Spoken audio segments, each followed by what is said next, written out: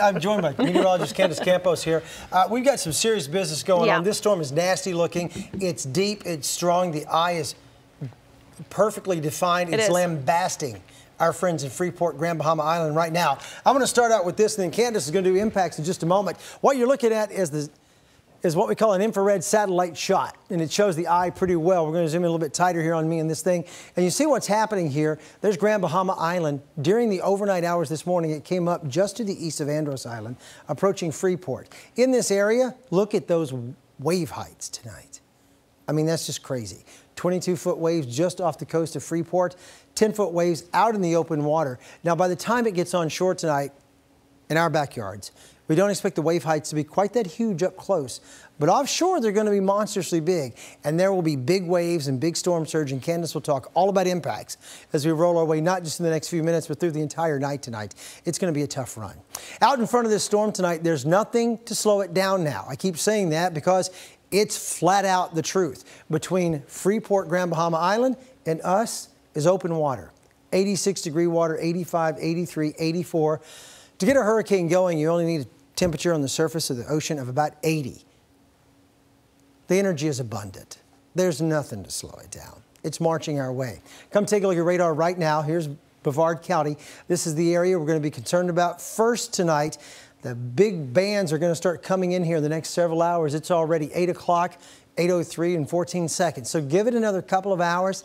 More of the banding will start to show up, and we'll be talking about high wind around the midnight hour that really builds until about 3 or 4 in the morning before that eye can make it across the ocean and threaten us in central Florida. You see the big explosive rain and the lightning strikes around Freeport. It has worked its way on. We talked about it wobbling last time I was on, and that's the part that is scary. The rainfall rates in there are almost 2 inches per hour, and the rainfall totals for us are going to be huge too. Right now, the outer eye wall is 75 miles away from making landfall there, 68 miles away from West Palm, and 72 away from Fort Lauderdale. From our coast right now, I put the arrow on and we track it from right there in the eye all the way up to the Cape.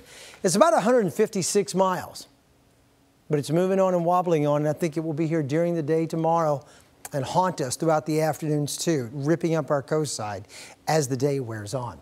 Rainfall tonight falling all across Lake County. You see Highway 50 into Claremont, raining hard, 536 down to Williamsburg, Dr. Phillips, Oak Ridge, Belle Isle, Conway, out by the airport, back over to Windermere.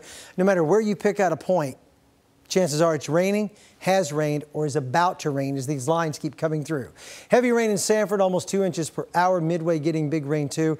Here we go on over to Edgewater, New Smyrna, Bethune Beach. You know the drill. You're getting rain, pulsing up, sometimes as much as 2 to 3 inches per hour, and then dropping right back down.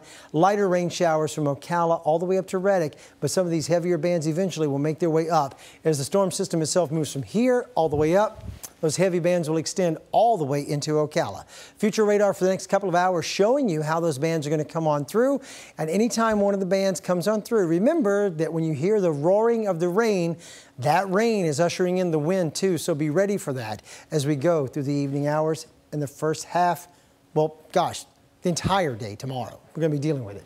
Here's Hurricane Matthew's track from the National Hurricane Center, approaching landfall by 2 in the morning, way down south, and then making landfall along the Brevard County coast before edging its way up to, say, Volusia County as the day wears on tomorrow. Here's that close-up shot. That number 3 right there, Category 3 storm for you on top of Volusia County and Flagler by 2 p.m. tomorrow afternoon, which tells you just how long of a slug we're in for.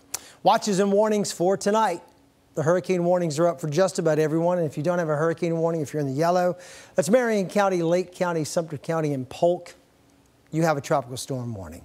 Let's check in now with meteorologist Candace Campos. Candace, talk to us about what's going on and what we can expect for impacts. Yeah, absolutely. We are going to continue to see that timeline break down though throughout the next couple of hours. Temperatures are going to be staying very steady, but again, when it comes to that rain and the wind, we are going to see it progress and conditions deteriorate very quickly. So let's break it down here. from now through midnight. Feeder bands will begin, and they've already begun. Gusty winds will be the big concern at time. Already we're getting reports of over 22,000 people already without power in Brevard County, and that again is just some minor gusty winds that we are seeing from some of these feeder bands. Very moderate feeder bands because the heavier stuff starts coming in throughout the overnight hours. So from midnight on Friday through 8 a.m. on Friday morning, damaging winds, heavy banding begins. That's when we really start to see the roaring rain, the howling winds. That is going to be the big bullseye during that time. By Friday morning into noon, relentless rain. This is when we are going to see more of the issues of flooding, hence why we are under a flood watch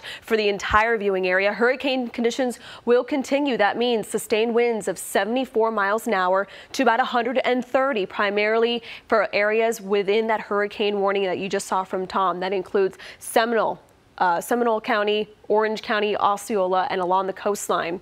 For Friday at noon through the evening hours, hurricane force winds will primarily favor the northern portions as it moves towards the north. So places across the southern half, Brevard, Osceola, conditions will gradually start to improve, and the cleanup process can really begin for everybody on Saturday. But I really wanted to break down here the categories. I hinted to it just a few minutes ago. This is what each category means, because some people haven't been through a storm before. Some people have only been through a Cat 1 or Cat 2. A Cat 4 is very different. So that's why we wanted to break it down. Dangerous winds with Cat 1, minimal damage. Winds are going to be between about 74 to 95 miles an hour. Minor roof and gutter, some siding damage would be possible, and some downed trees and power lines. Some more of the trees that are rooted a little bit more on the shallow side. As we progress through the data, we are going to continue to see, though, the possibility of Cat 2 system here. Extreme winds, extensive damage, 96 to 110 miles an hour. That could be a possibility across the interior locations. So with that, extremely dangerous winds will cause extensive damage. We're talking major roof, siding damage as well, uprooted trees. Power loss is certainly expected in the widespread range. As we talk about Category 3, this now marks a major category system, 111 to 129 miles an hour around that center. And when it comes to Hurricane Matthew, that hurricane force wind extends about 60 miles. So it is a very large system. Major damage of roof decking, shingles will be flying off, tiling will be flying off as well. Many trees will be uprooted along areas. Some neighborhoods, your entire tree canopy down your street could be going down. Electricity and water will be unavailable for those areas, dealing again with Category 3 winds. Category 4, this is what the National Hurricane Center is expecting Matthew to be as it approaches the Brevard County coast. Catastrophic damage, 130 to 156 miles an hour. As of now, the forecast cone is calling for a weak Category 4 system. But even with that, we're talking about catastrophic damages. Homes with severe damage. Most trees will be snapped and uprooted, and most power poles will be down, which is why we are going to be seeing a lot when it comes to electricity issues, as well as covered streets. Everything is going to be very, very difficult to get through early Saturday morning, which is why that cleanup process will have to begin by this weekend. We'll send it back to you guys.